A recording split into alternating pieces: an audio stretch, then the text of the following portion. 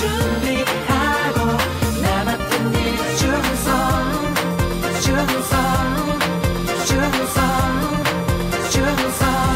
Your kingdom come.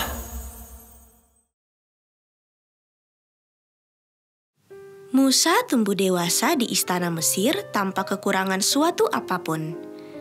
Namun ia tidak melupakan bangsa Israel yang hidup dalam penderitaan dan perbudakan. Suatu hari, dia sedang berjalan melewati tempat seorang Mesir bekerja. Di sana, dia melihat orang Mesir itu memukul seorang Ibrani. Cepat bangun. Lihat, pekerjaan masih sangat banyak. Aduh. Ketika dia melihat orang Mesir memukul orang Ibrani, orang dari bangsanya sendiri, Musa menjadi marah. Sehingga dia memukuli dan membunuh orang Mesir itu. Berita bahwa Musa membunuh seorang Mesir menyebar ke seluruh istana. Ketika Fir'aun mendengar berita itu, dia mencari Musa untuk membunuhnya. Musa pun melarikan diri dari Fir'aun ke tanah gurun Midian. Musa tinggal di Midian sebagai gembala. Ia mulai melupakan kehidupannya ketika ia hidup sebagai seorang pangeran Mesir dan bagaimana orang Israel menderita di tangan orang Mesir. Kemudian suatu hari, Musa membawa kawanan ternaknya ke Gunung Horeb. Di sana dia melihat sesuatu yang sangat aneh. Hah? Semak itu menyala, tetapi tidak terbakar. Bagaimana bisa? Kemudian terdengarlah suara Tuhan.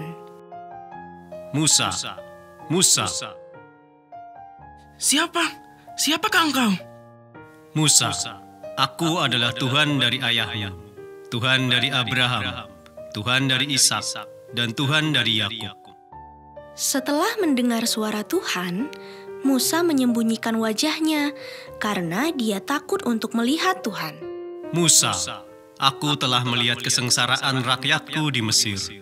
Aku telah mendengar mereka menangis karena perbudakan. Sekarang aku akan mengirimmu ke Fir'aun, sehingga orang-orangku dapat diselamatkan dari Mesir.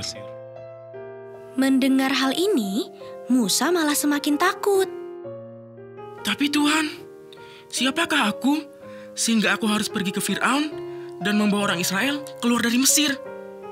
Aku tidak pandai berbicara. Aku berat mulut dan berat lidah. Jangan takut, aku akan menyertaimu. Aku akan mengirim kakakmu Harun bersamamu. Aku akan menolongmu berbicara dan akan memberitahukan apa yang harus kau katakan. Maka Musa dan Harun pergi ke Mesir menghadap Fir'aun. Biarlah bangsa Israel pergi, sehingga mereka dapat melintasi padang gurun dan dapat menyembah Tuhan Allah kami. Apa? Siapa Tuhanmu? Siapa dia bagiku? Aku tidak mengenalnya. Dan oleh sebab itu, aku tidak akan mengirimkan bangsa Israel. Tidak akan pernah. Fir'aun tidak membiarkan bangsa Israel pergi karena dia ingin menjadikan mereka sebagai budaknya. Karena Fir'aun tidak mempercayai Musa, Musa memberikan tongkatnya kepada Harun untuk dilempar. Tongkat itu menjadi ular. Namun Fir'aun tetap tidak mendengarkan Musa dan Harun. Sebaliknya, dia semakin menyiksa bangsa Israel. Tuhan menjadi sangat marah. Musa, ubahlah seluruh sungai di Mesir menjadi darah. Dan seperti yang Tuhan firmankan, seluruh sungai di Mesir berubah menjadi darah. Tidak ada air minum di Mesir. Tetapi Fir'aun keras kepala. Maka Tuhan membawa lebih banyak tulah ke Mesir. Wabah katak, nyamuk, lalat, penyakit pada hewan ternak, wabah belalang, sampai kegelapan pekat yang melanda Mesir. Tetapi Fir'aun tetap tidak membebaskan bangsa Israel. Akhirnya Tuhan menurunkan tulah ke-10. Musa, anak sulung dari semua orang dan ternak akan mati. Tetapi rumah orang Israel yang telah mengoleskan pintu mereka dengan darah domba akan aman. Pada larut malam, terdengar ratapan nyaring di Mesir. Karena tulah ke-10, anak sulung dari semua yang ada di Mesir meninggal. Putra sulung Fir'aun juga meninggal. Akhirnya, Firaun memanggil Musa dan berkata, Pergilah, tinggalkan bangsaku, kamu dan bangsa Israel. Pergilah, sembahlah Tuhanmu seperti yang kamu minta. Bawalah ternak-ternakmu sekalian dan pergilah.